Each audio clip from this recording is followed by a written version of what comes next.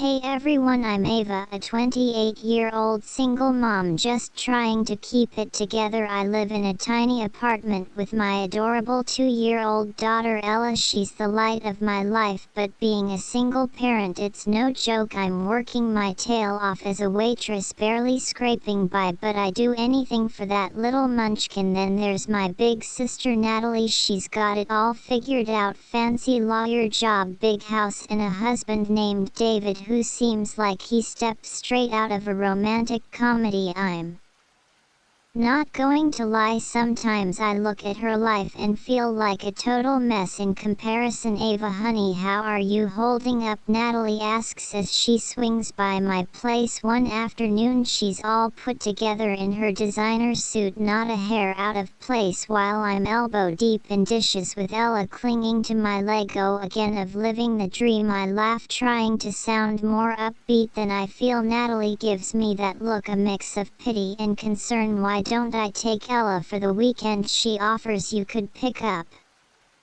some extra shifts, maybe have a little time for yourself. I hesitate. I hate asking for help, but extra cash would be a godsend. You sure? I don't want to impose. Don't be silly, David and I love having her over. It'll be fun, Natalie insists, already scooping up Ella, who giggles and plants a sloppy kiss on her aunt's cheek. Thanks Jess, you're a lifesaver, I say, feeling a wave of gratitude. Sure, Natalie's life seems perfect, but she's always had my back. As she's packing up Ella's things, Natalie turns to me. Hey, can I borrow your phone charger? Mine's been acting up. Yeah, no problem, it's in my purse on the kitchen table. Help yourself, I call out as I wrestle Ella into her jacket. I hear Natalie rummaging through my purse, and a tiny voice in the back of my head whispers that it's odd she didn't wait for me to grab it, but I brush it off. She's my sister, for crying out loud. Later, after they've left, I flop onto the couch, enjoying the rare silence. I should be cleaning or prepping meals, but instead I find myself scrolling through Natalie's social media, vacation pics, work achievements, lovey-dovey posts with David. It's like a highlight reel of the perfect life. I sigh, trying to squash the jealousy bubbling up. Get it together, Ava, I mutter to myself. Natalie's worked hard for what she has, and she's always there for me and Ella. As I'm lost in thought, my phone rings. It's a text from Natalie. Ella's having a blast. Don't work too hard this weekend, sis, love you. I smile, feeling a mix of emotions, grateful for the help, missing my baby girl, and yes, still a little envious, but mostly I'm just glad to have Natalie in my corner. A week flies by and I finally get around to cleaning up the disaster zone that is my apartment. Ella's toys are everywhere and the laundry pile could probably dress a small army. As I shove things into closets, don't judge, I spot Natalie's designer purse on the coffee table. How did I miss that? Better return this before she freaks out, I mutter, grabbing the purse.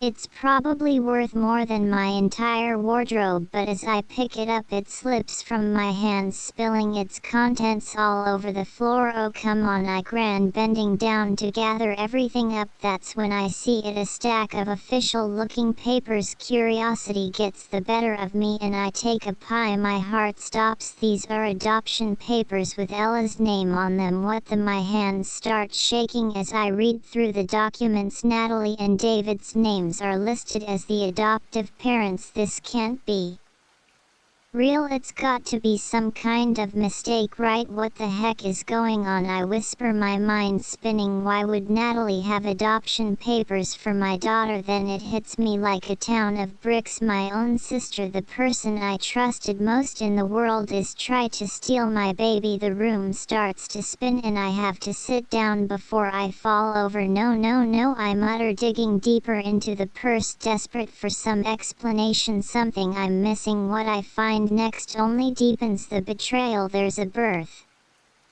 certificate, a fake one with Natalie listed as Ella's mother, forged medical records, and even a plane ticket to another state. Every new discovery feels like a stab to the heart. I can't breathe, I can't think. How could Natalie do this to me, to Ella? We're family, for crying out loud. My phone buzzes and I nearly jump. It's a text from Natalie. Hey sis, forgot my purse at your place, can you bring it back later? I stare at the message, my stomach twisting. What do I even say? Sure, no problem. By the way, I find your secret plan to kidnap my daughter. Another text comes through. Also, David and I were thinking of taking Ella for another weekend soon. Give you a break. You know, rage boils inside me. A break, more like giving them a chance to disappear with my child. I sink to the floor, surrounded by the evidence of Natalie's betrayal, and let have a sob. What am I going to do? How can I protect Ella? Who can I even trust anymore? One thing's for sure, I'm not letting anyone take my daughter. Not Natalie, not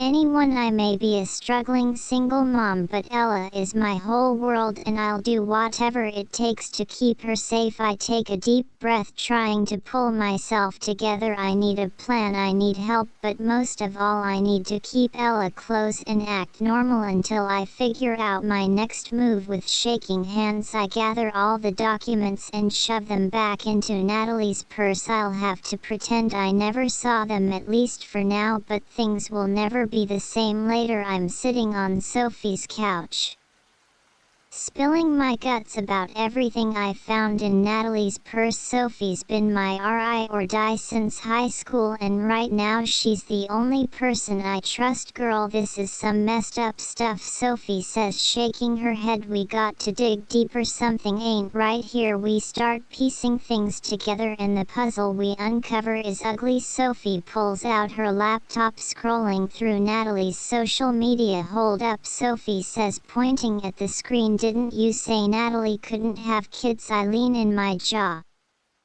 dropping. There's Natalie sporting what looks like a baby bump in her recent posts. What the I'm her? She told everyone she was pregnant. We keep scrolling, finding post after post about doctor's appointments and nursery preparations. It's all fake, but Natalie sold it perfectly. She's been planning this for months. I whisper, feeling sick. Sophie grabs my hand. We need to get into her email. You still know her password? I nod, feeling guilty but knowing it's necessary. We log in, and what we find makes my blood run cold. There are emails to a sketchy lawyer about fast-tracking an adoption across state lines. The lawyer responses are vague, but it's clear they're up to no good. Oh my god, I whisper, scrolling through message after message. Sophie's eyes widen as she reads over my shoulder. Look at this one from David. The email lays out their entire plan, taking Ella and disappearing, using my supposed substance abuse as justification. They think I'm an unfit mother, that Ella would be better off without me.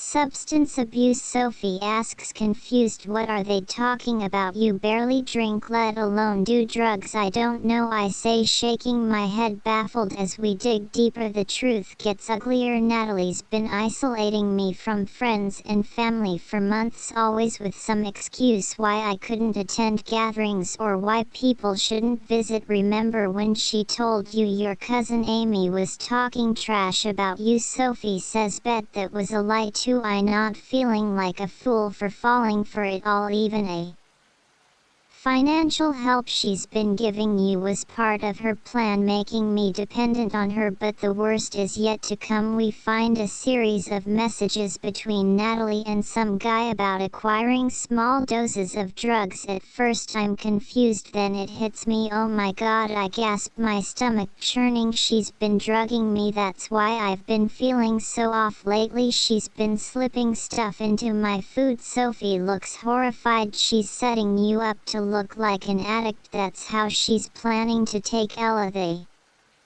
Room spins as the full scope of Natalie's betrayal sinks in. My own sister has been poisoning me, isolating me, all to steal my daughter. What am I going to do? I ask, feeling more alone and scared than ever. They have money connections, I'm just a waitress. How can I fight this? Sophie grabs my shoulders, forcing me to meet her eyes. Listen to me, you're not alone. We've got evidence now. We're going to fight this and we're going to win. I take a deep breath, trying to steady myself. Sophie's right, I can't fall apart now. Lee needs me to be strong. Okay, I say, wiping away the tears I didn't even realize I'd shed. What's our next move? Sophie grins, a determined glint in her eye. Now we set a trap. We're going to catch these snakes red-handed. As we start planning, I feel a glimmer of hope. Natalie might think she's got it all figured out, but she doesn't know who she's messing with. I'm a mom and I'll do whatever it takes to protect my baby. Watch out, sis, you picked the wrong mama bear to mess with.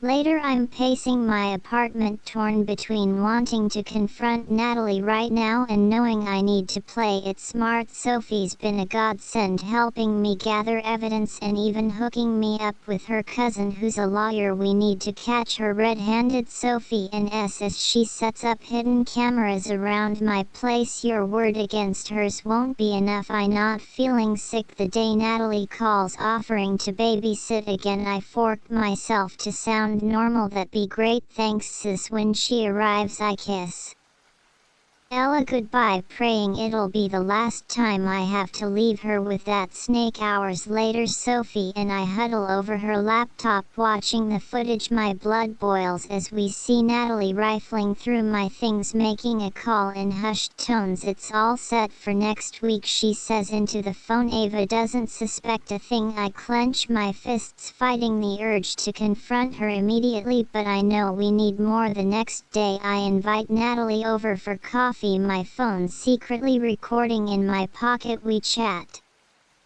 casually until I dropped the bomb. Hey Jess, you know that bag of old clothes in my closet? I was thinking of donating them to that women's shelter, the one that helps moms escaping abusive situation. Natalie tenses up. Oh, I don't think that's a good idea, she says quickly. Those places attract unstable people, drug addicts and such. I press further and Natalie takes the bait, launching into a rant about how those women are unfit mothers and how their kids would be better off adopted by stable families.